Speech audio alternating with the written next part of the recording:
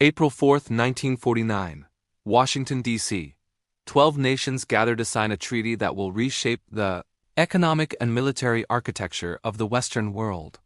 The North Atlantic Treaty Organization is born with a simple promise. An attack on one is an attack on all. Article 5, 28 words that would cost trillions of dollars and define the financial priorities of 3 generations. At the time, the collective defense spending of these 12 founding members totaled approximately $8 billion in 1949 currency. Adjusted for inflation and economic growth, that represents roughly $120 billion in today's terms. By 2024, 75 years later, NATO's combined defense expenditure has reached $1.47 trillion annually. That is not merely inflation. That is a 12-fold real increase in the cost of collective security. The question is not whether NATO prevented World War III. The question is what that prevention cost, who paid for it, and what was sacrificed to fund it. Because every dollar spent on defense is a dollar not spent elsewhere. Every bridge reinforced to carry tanks is a bridge not built to connect communities. Every engineer designing missile systems is an engineer not curing disease. This is the story of how an alliance designed to prevent war became one of the largest economic enterprises in human history, and how the financial architecture built to support it has fundamentally reshaped the economies of its members in ways most people never see. To understand the economics of NATO, you must first understand the economic context in which it was created. In 1949, Europe was devastated. World War II had destroyed industrial capacity across the continent. Britain was broke, dependent on American loans. France was rebuilding from occupation. Germany was divided and occupied. The Soviet Union, despite its own massive losses, maintained an army of 5 million men in Eastern Europe.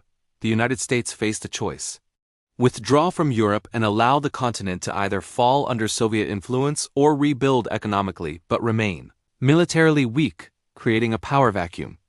Or commit to a permanent military presence in Europe, guaranteeing security but accepting the financial burden of defending allies who could not yet defend themselves.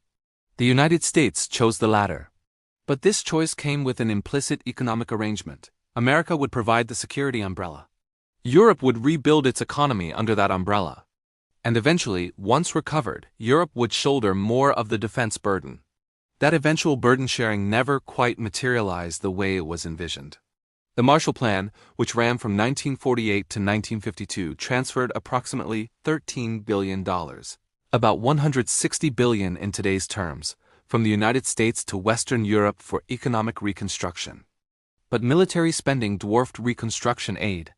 Between 1950 and 1953 alone, during the Korean War, U.S. defense spending averaged $40 billion per year, roughly $480 billion in modern terms. Much of that spending went to maintaining forces in Europe and building the infrastructure NATO required. By the 1960s, a pattern had emerged.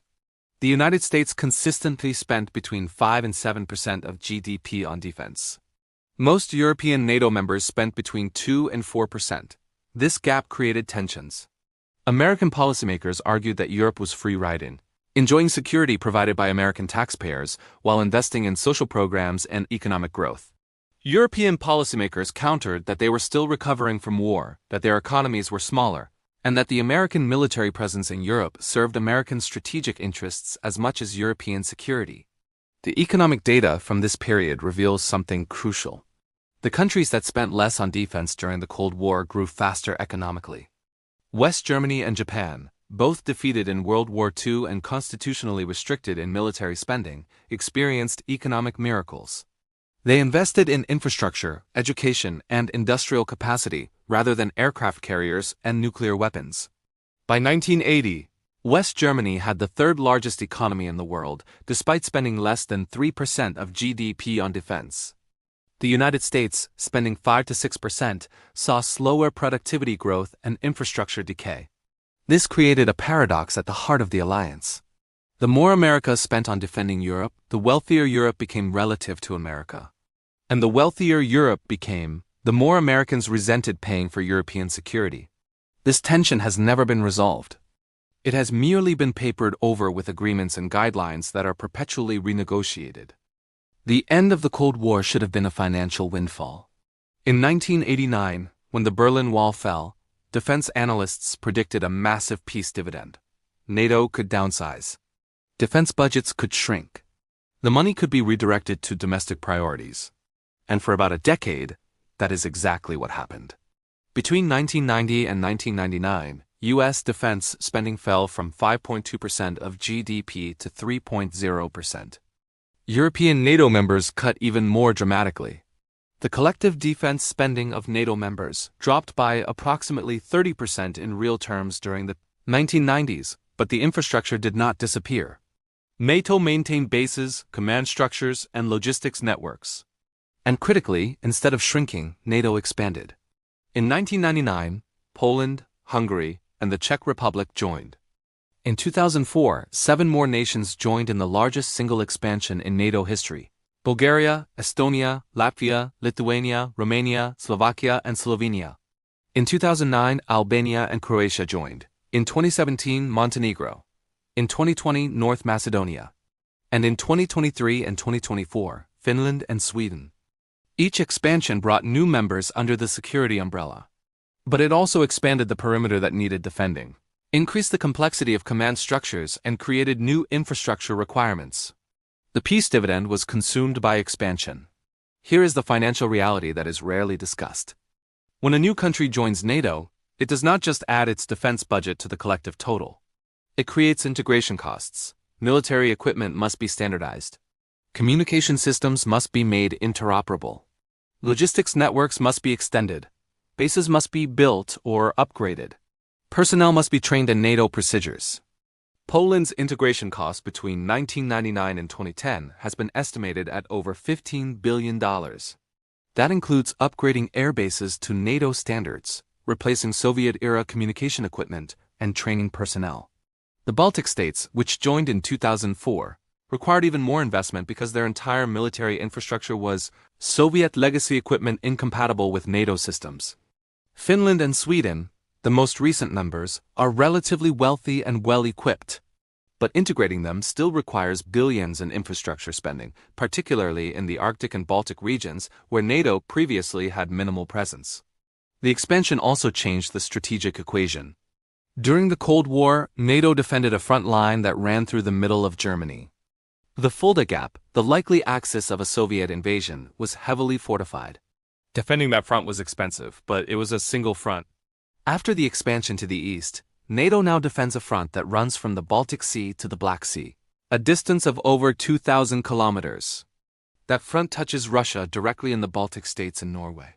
It is far longer, far more complex, and far more expensive to defend. In 2014, Russia annexed Crimea from Ukraine. The event shocked NATO members who had believed that large-scale territorial aggression in Europe was a relic of the past. At the NATO summit in Wales later that year, members agreed to a new spending guideline.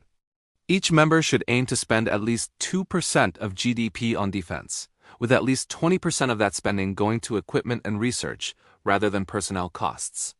In 2014, only 3 members met the 2% target. The United States at 3.5%, Greece at 2.2%, and the United Kingdom at 2.1%. Greece's spending was driven primarily by tensions with Turkey, a fellow NATO member, over Cyprus and Aegean territorial disputes.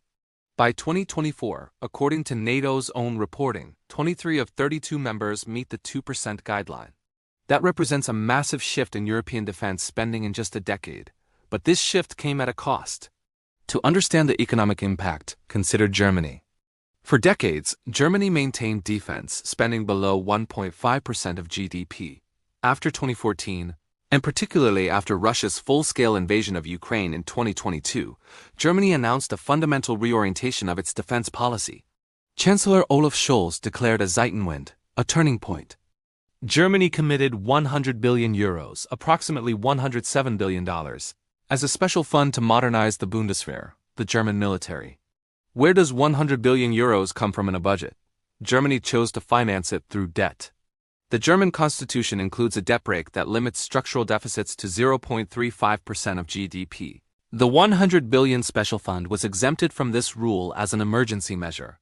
But debt, even emergency debt, has consequences. It must be repaid with interest. At current interest rates, Servicing that 100 billion will cost Germany approximately 2 billion euros per year for decades. That is 2 billion per year that could have funded education, healthcare, or renewable energy transition. This is the opportunity cost that is rarely discussed in debates about defense spending. It is not merely the money spent on weapons. It is the compounding cost of borrowing that money and the alternative uses those funds could have served. Every nation that increased defense spending after 2014 faced similar trade-offs. Poland increased defense spending from 1.95% of GDP in 2014 to over 4% by 2024, one of the highest rates in NATO. That additional spending, roughly $20 billion per year, is financed partly through economic growth, but also through reduced spending on other priorities and increased debt. The result is visible in budget data across Europe. Social spending as a percentage of GDP has declined in many NATO members since 2014. Infrastructure investment has stagnated. The convergence toward the 2% defense spending target has meant divergence from other economic priorities.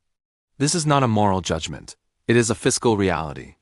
Governments have finite resources. Spending more in one area requires spending less in another or borrowing more, which creates obligations for the future. But the 2% guideline only measures spending, not the actual security produced or the efficiency of that spending, and this is where the economics become truly complex. Because defense spending during a period of global rearmament creates inflationary pressure in the defense sector. When 32 wealthy nations all decide to purchase tanks, fighter aircraft, artillery shells, and missile systems simultaneously, the price of those items rises. It is basic supply and demand. The defense industrial base, the companies that manufacture military equipment, cannot scale production instantly. Manufacturing a modern fighter jet requires specialized facilities, rare materials, and highly trained workers. Building a factory to produce artillery shells takes years and billions in investment. In the short term, the supply is relatively fixed. When demand surges, prices rise. Data from defense contracts illustrates this clearly. In 2020, a 155mm artillery shell, the standard NATO caliber, cost approximately $2,000 per round in bulk contracts. By 2024, that same shell costs between $6,000 and $8,000, depending on the contract and specifications. The price has tripled in 4 years. This is not due to increased cost of materials or labor alone. It is due to demand outstripping supply. Every NATO member is trying to replenish stockpiles depleted by donations to Ukraine and expand inventories to meet new threat assessments. The result is a bidding war. 100 billion euros committed to defense in 2024 buys significantly less military capability than 100 billion would have purchased in 2020. This inflation in defense procurement erodes the real value of increased spending. The same pattern applies to personnel. As militaries expand, they compete with the private sector for talent. To recruit and retain soldiers, wages must rise. To attract engineers to design weapon systems, salaries must be competitive with technology companies. This drives up the cost of defense without necessarily increasing capability. Beyond procurement and personnel, there is infrastructure. Modern warfare requires logistics networks capable of moving heavy equipment across vast distances rapidly. During the Cold War, Europe was designed for this. Military railways connected bases. Bridges were rated for heavy armor. Roads could accommodate tank transporters. But after 1991, much of that infrastructure was allowed to decay or was converted to civilian use. Now, with NATO's frontier pushed eastward to the Russian border, that infrastructure must be rebuilt. The European Union has created a program called Military Mobility to address this. The goal is to ensure that troops and equipment can move from one side of Europe to another without bureaucratic delays or physical obstacles. But this requires enormous investment. Bridges must be reinforced or rebuilt to carry 70-ton main battle tanks. Rail lines must be upgraded. Tunnels must be widened. Border crossing procedures must be streamlined. The initial EU budget request for military mobility was 6.5 billion euros. The actual allocation was reduced to 1.7 billion. But independent estimates suggest the true cost of making European infrastructure capable of supporting large-scale military movement is between 30 and 50 billion euros. That money must come from somewhere.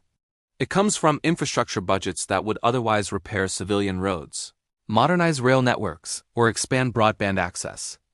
There is also the issue of standardization. NATO has dozens of different types of tanks, infantry fighting vehicles, artillery systems, and aircraft in service across its members. A Polish soldier cannot easily operate a French tank. A German artillery shell may not fit a Spanish gun. This lack of interoperability is inefficient and expensive. To address it, NATO encourages members to purchase common systems, typically American systems, because the United States produces the most widely used equipment. This creates what economists call vendor lock-in. Once a country purchases American F-35 fighter jets, for example, it must purchase American spare parts, American weapons, and American maintenance services for the life of the aircraft, potentially 40 years.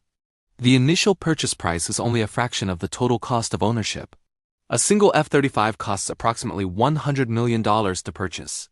But the lifetime operating cost, including maintenance, fuel, and upgrades, exceeds $400 million per aircraft. Finland recently purchased 64 F-35s for $8.4 billion. That is the purchase price. Over the next 40 years, operating those aircraft will cost Finland an estimated $30 billion or more.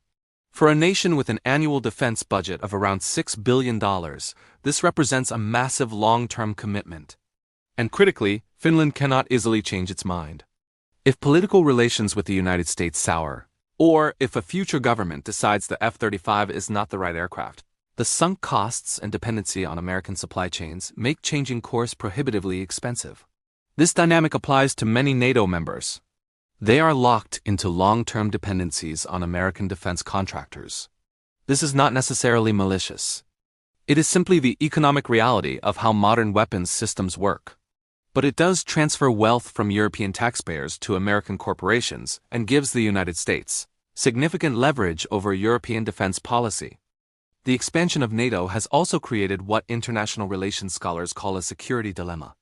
When one side increases its military capability to enhance its security, the other side perceives a threat and increases its own capability in response. This creates an arms race where both sides end up spending more but neither feels more secure. Russia has consistently stated that NATO expansion toward its borders is a threat. After Finland and Sweden joined NATO in 2023 and 2024, Russia announced plans to create new military districts along its northwestern border and to station tactical nuclear weapons in Belarus. These moves force NATO to respond with additional deployments, which in turn provoke further Russian responses. The cycle escalates. From an economic perspective, this is disastrous. Both NATO and Russia are spending enormous sums on military buildups that are primarily reactive. The money does not produce economic value. It does not build schools or hospitals. It does not generate technological innovation that improves civilian life. It is, in economic terms, dead weight loss. Resources are consumed without producing broadly beneficial output. The historical precedent is the Cold War itself. Between 1950 and 1990, the United States spent approximately $8 trillion in inflation-adjusted terms on defense. The Soviet Union spent an estimated equivalent amount, though reliable figures are difficult to obtain.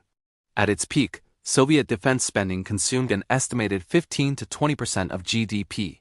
This burden contributed significantly to the eventual collapse of the Soviet economy. The USSR could not simultaneously sustain a global military competition and provide rising living standards for its population.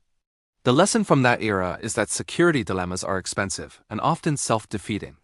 The more you spend on defense, the more your adversary spends, and the cycle continues until one side exhausts itself. NATO's expansion has restarted this cycle. Whether it leads to the same outcome remains to be seen, but the economic costs are already mounting. There is another cost that is difficult to quantify but profoundly important: the opportunity cost of human capital. Every economy has a limited supply of highly skilled individuals.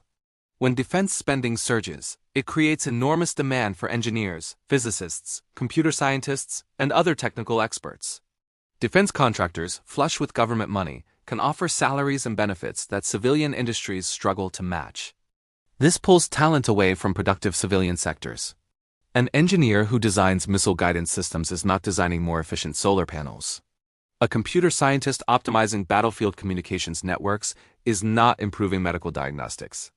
A physicist working on hypersonic weapons is not advancing fusion energy research. This reallocation of human capital has long-term consequences for economic growth and technological progress. During the original Cold War, this effect was pronounced. The United States and Soviet Union both directed enormous scientific talent toward military applications.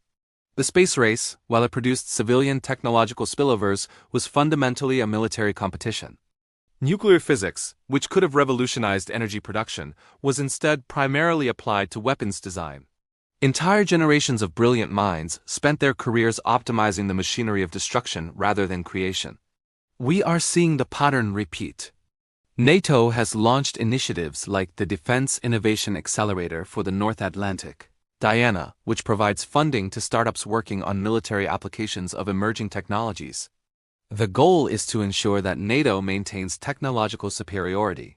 But the effect is to redirect private sector innovation toward military purposes. A startup developing autonomous drones for agricultural monitoring can receive funding to adapt that technology for military reconnaissance or loitering munitions. The technology pivots toward defense because that is where the funding is. This represents a distortion of the innovation economy. The technologies developed for military purposes often have limited civilian application. They are optimized for environments and purposes that do not translate to the commercial sector. The result is that the most innovative minds and the most advanced technologies are siloed within the defense sector, producing capabilities that benefit only military users rather than the broader economy. The financial architecture of NATO expansion also reveals patterns of dependency that resemble economic relationships more than security partnerships. When a small NATO member like North Macedonia or Montenegro joins the alliance, it faces immediate pressure to modernize its military to NATO standards.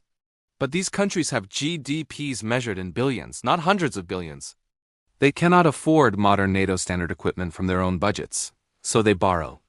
Either they take loans from international financial institutions, or they receive military aid from larger NATO members, particularly the United States. This creates a dependency relationship. The debtor nation must align its foreign policy with its creditors. It cannot easily take independent positions on issues where major donors have strong preferences. This is not overt coercion. It is simply the reality of being financially dependent. The geopolitical implications are significant. Smaller NATO members effectively outsource their foreign policy autonomy when they accept the financial model of the alliance. They join NATO for security against external threats, but in doing so, they become dependent on internal patrons who fund and equip their militaries. Poland, the Baltic states, and other Eastern members are acutely aware of this dynamic. They are dependent on American security guarantees and American military aid to maintain their defense capabilities. This gives Washington significant influence over their foreign policy choices. The pattern is visible in energy policy as well. NATO expansion coincided with efforts to reduce European dependence on Russian energy. This was framed as a security measure, reducing leverage that Moscow could use against European nations. But the replacement for Russian energy has been primarily American liquefied natural gas, LNG. Europe now imports massive quantities of LNG from the United States at prices significantly higher than piped Russian gas. German industrial competitiveness has suffered dramatically. Energy-intensive industries, chemicals, steel, automotive, face costs that are multiples of what they were when cheap Russian gas was available. Some companies are relocating production to the United States where energy is cheaper. This benefits American workers but hollows out European industrial capacity. The security rationale for cutting off Russian energy is clear, but the economic cost is substantial and ongoing. The final economic dimension of NATO expansion is the cost of debt service. During the 2010s, interest rates in much of the developed world were historically low, often near zero or even negative in real terms. Governments could borrow cheaply. But that era has ended. Inflation surged in 2021 and 2022, driven by pandemic-related supply chain disruptions, fiscal stimulus, and energy price shocks related to the war in Ukraine. Central banks responded by raising interest rates dramatically. Now, when NATO members borrow to finance increased defense spending, they are borrowing at 4, 5, or 6% interest. For highly indebted nations like Italy, Greece, or Spain, this is dangerous. Their debt-to-GDP ratios are already among the highest in the developed world. Adding more debt at higher interest rates pushes them closer to fiscal crisis.